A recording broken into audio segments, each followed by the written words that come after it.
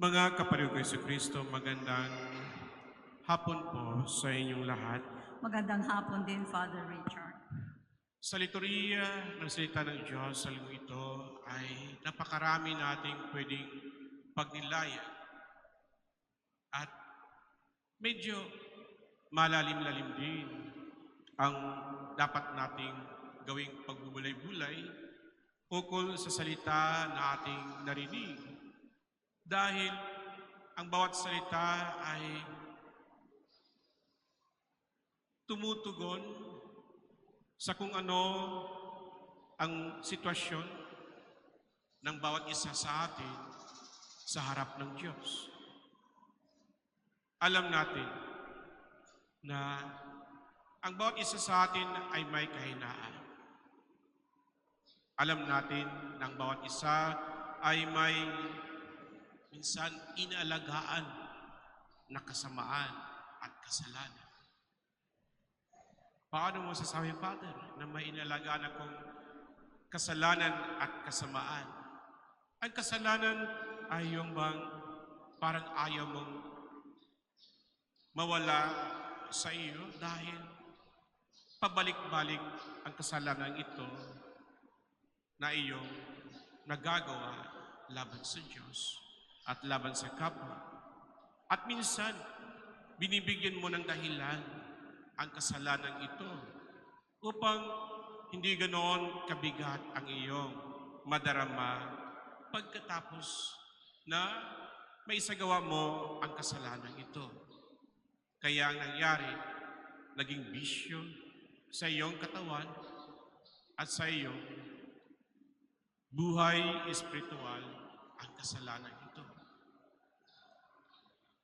Kasamaan dahil alam natin na kung saan meron tayong mga ayaw, meron tayong mga gustong sundin ng mga tao na batid natin na hindi rin naaayon sa kanilang ninanais at kagustuhan.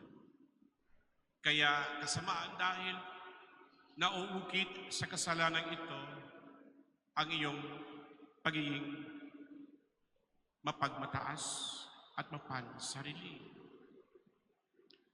Mga kapatid, alam natin na ayaw nating marinig na tayo ay hinuhusgahan ng ibang tao. Ayaw natin na maranasan na may mga pulong-pulong na nangyayari laban sa ating mga kaugalian at gawin na siyang minsan hindi na ayon sa batas at sa kaugalian na meron ang pangkalahatan. Kaya ang mangyayari, alam natin na tayo ay hinusgahan. Sa unang pagbasa na rinig natin, itong pag-asa na ibinigay ng Diyos sa bayan ng Israel na naging alipin doon sa Babylonia. At hindi ganoon kasaya, hindi ganoon kaginhawa ang buhay ng mga Israelita naging alipin doon sa Babylonia dahil sila ay naging utusan ng mga kasapi ni Nebuchadnezzar. Ibig sabihin, ginagawa nila ang hindi naaayon sa kanilang kaugalian, sa kanilang kultura. Kaya ang nangyayari, napakasakit at nawawalan sila ng sariling dangal. Kaya ito ay isang pangako na ang Diyos mismo ang siyang magbigay kalayaan sa bayang ito upang muli nilang maramdaman na sila'y isang bayang pinili ng Diyos, isang bayang kinakalinga ng Diyos, isang bayang ginagabayan ng Diyos. Isang karasang higit pa sa naranasan ng mga Israelitang umalis doon sa Ehipto pagkatapos ng sila'y maging malaya sa pamagitan ng pangunguna ni Moises at Aaron. Sa ikalawang pagbasa,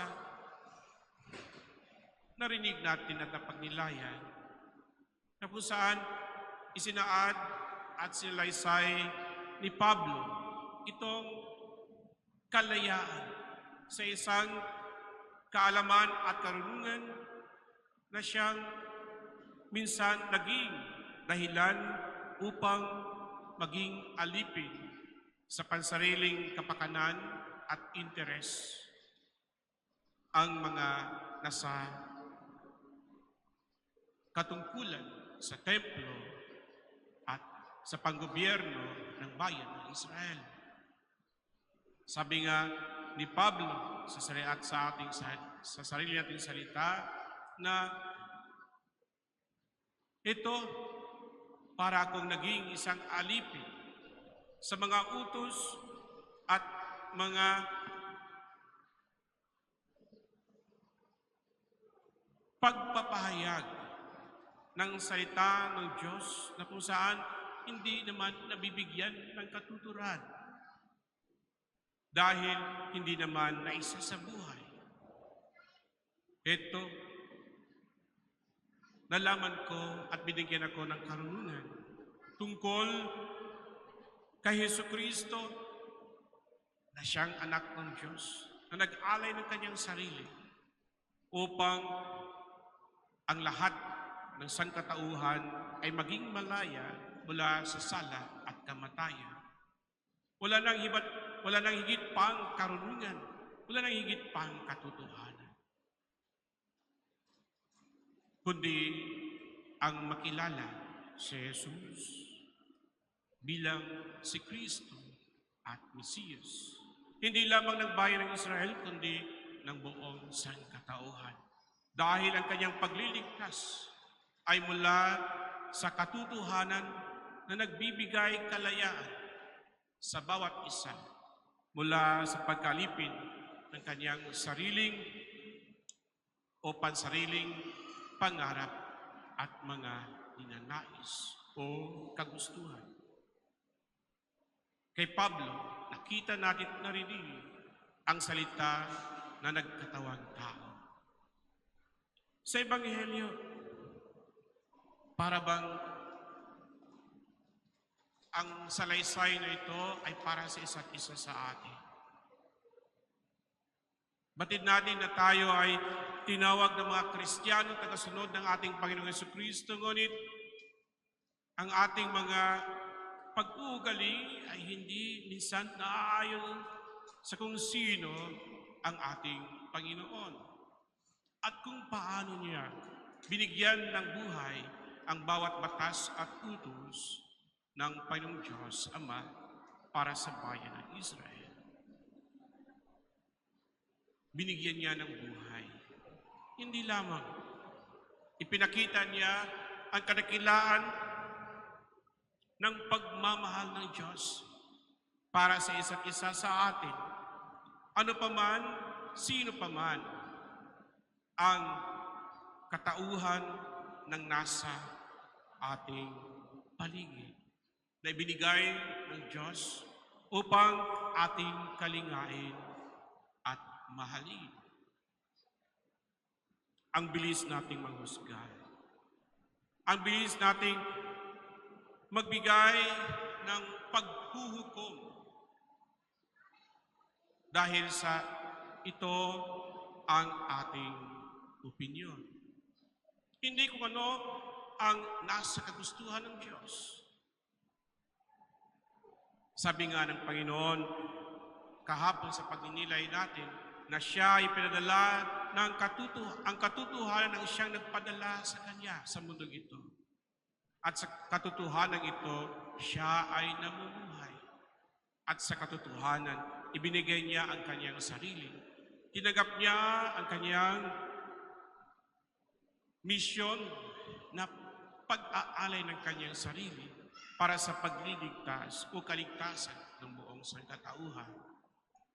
Kung ang katotohanan ay nasa sa atin, ibig sabihin, alam natin kung paano binigyan ng buhay ang kautusan na binigay ng Diyos kay Moises at para sa atin. Sabi nga ng Panginoon, kung walang nahusga sa iyo, maging malaya ka. Huwag mo nang gawin ang kung ano ang nagbigay pasakit sa iyo, kundi maging malaya, maging mapayapa, may galak dahil alam mo't naranasan mo na ang Diyos ay nagbigay sa iyo ng kalayaan. Ipinakita niya sa iyo ang kanyang pagmamahal at ipinadama niya sa iyo ang kanyang abat-awa upang mabigyan pa ng isang pagkakataon na magbago, na muling mabalik loob sa Diyos ang isang tao. At upang maging matuwid ang kanyang pamumuhay sa araw-araw niyang buhay. At ito dapat ang ating buhay. Sabi ko nga kay Ate Tess, Ate Tere, kanina, habang nag-uusap kami doon sa sacristy, mahirap maging rektor ng seminary. Dahil andoon yung mga seminarista. Paano nila maramdaman at maunawaan ang iyong salita't iyong utos kung hindi kanila kilala?